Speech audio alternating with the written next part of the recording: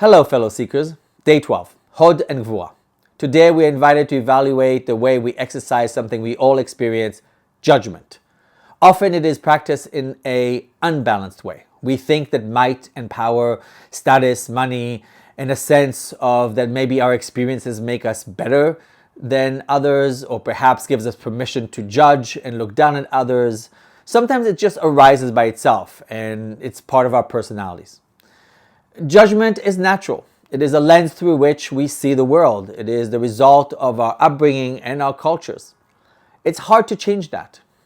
But we can ask, what do we do when it arises in us? How do we converse with it?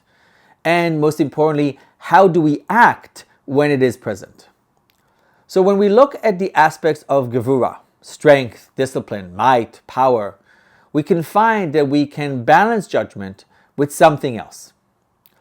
When we react to people with just judgment, we can be harsh and unkind and fearful and too critical.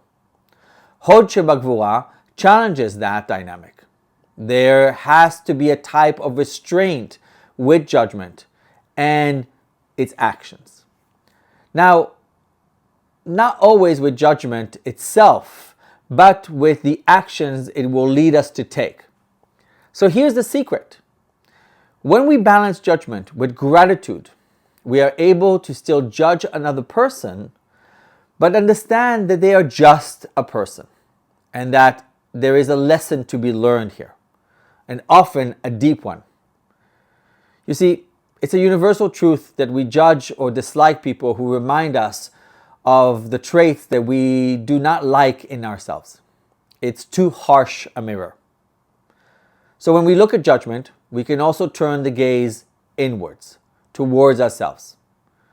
When we temper might and discipline with gratitude, we understand that we are all broken in one way or another. None of us could withstand with just judgment. So ask yourself, what are the traits that you are not proud of? And maybe who in your life mirrors that for you? How do you find gratitude in the harsh environment of judgment? What do you learn from it? Gratitude is not just all things nice and lovely. It has to also be present for tough parts of our lives that we get to learn from. So write about those traits, write about that gratitude, who teaches that, and what do you still need to learn? See you tomorrow.